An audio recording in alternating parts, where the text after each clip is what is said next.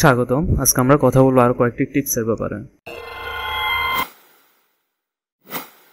মেয়েরা সৌন্দর্য বাড়ানোর ক্ষেত্রে উঁচু হিল পরলেও এটি সাময়িক উচ্চতা বৃদ্ধি করে, কিন্তু হাঁটুর এবং পায়ের ক্ষতি করে, এমনকি চিরকালের জন্য আপনাকে খুঁড়িয়েও হাঁটতে হতে পারে।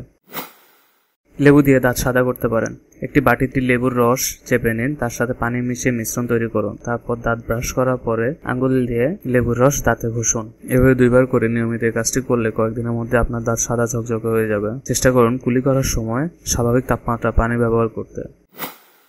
আমরা অনেকে ভাতের মার ফেলে দিই। উন্নত বিশ্বে এই জিনিসটা তারা করে না, কারণ ভাতের মারে অনেক ধরনের ভিটামিন থাকে। আমিষ, ভিটামিন B2, ক্যারোটিন, আয়রন, চর্বি, আঁশ, ক্যালসিয়াম, খনিজ পদার্থ এবং অন্যান্য উপাদান।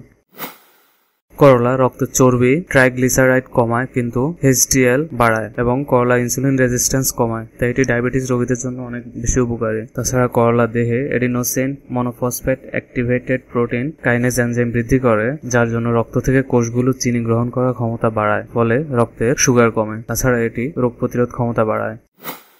তেল, চর্বি বা মাংসজাতীয় খাবার গ্রহণ করার ফলে আমাদের শরীরে পিউট্রিফ্যাক্টিক নামে এক ধরনের ব্যাকটেরিয়া উৎপন্ন করে, যা দেহের ক্ষতি সাধন করে। এটি প্রতিরোধ করার জন্যই দই ভীষণ উপকারী। মিষ্টি দই ওজন বাড়ায় এবং টক দই ওজন কমায়।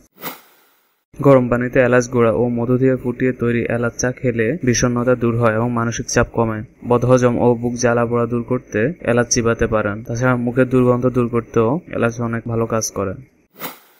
ডিমের সাদা অংশে প্রচুর পরিমাণে প্রোটিন থাকে। এটি প্রয়োজনীয় সকল অ্যামাইনো অ্যাসিডের সাথে সর্বোচ্চ মানের প্রোটিন সরবরাহ করে। তাই আপনার কিডনিতে সমস্যা থাকলেও প্রোটিনের চাহিদা পূরণে ডিমের কুসুমের বাদে এর সাদা অংশটুকু খেতে পারেন, কারণ ডিমের সাদা অংশে ফসফরাসের পরিমাণ একদমই কম থাকে। ঠোঁটের কালো দাগ দূর করতে সমপরিমাণ লেবুর রস আর মধু একটি বাটিতে মিশিয়ে নিন। লেবুর সাইট্রাস আপনার ঠোঁটের রঙে পরিবর্তন আনবে এবং মধু ঠোঁটে এনে দেবে প্রয়োজনীয় আর্দ্রতা। এর ফলে আপনার ঠোঁটে তৈরি হবে এক ধরনের গোলাপি আভা। মিশ্রণটির প্রলেপ 1 ঘন্টা আপনার ঠোঁটে লাগিয়ে রাখুন। এরপর টিস্যু কাগজ দিয়ে অথবা নরম কাপড় দিয়ে মোলায়েমভাবে প্রলেপটি মুছে ফেলুন। গরমের সময় ডাবের পানি খেতে পারেন। এটি অনেকটা এনার্জি ড্রিঙ্কসের থেকেও ভালো কাজ করে এবং আমাদের শরীরে আইসোটনিক হিসাবে কাজ করে। শসা আমাদের শরীরে অস্থিসন্ধির ব্যথা নিরাময় করে, কোলেস্টেরল কমায়, ওজন কমায়, পরিপাক্রিয়া ঠিক রাখে, মাথা ব্যথা দূর করে, ক্যান্সার প্রতিরোধে সাহায্য করে, দেহের পানির শূন্যতা এবং খনিজের অভাব দূর করে, রক্তচাপ নিয়ন্ত্রণ করে। তাই এটি ডায়াবেটিস রোগীদের জন্য অনেক উপকারী।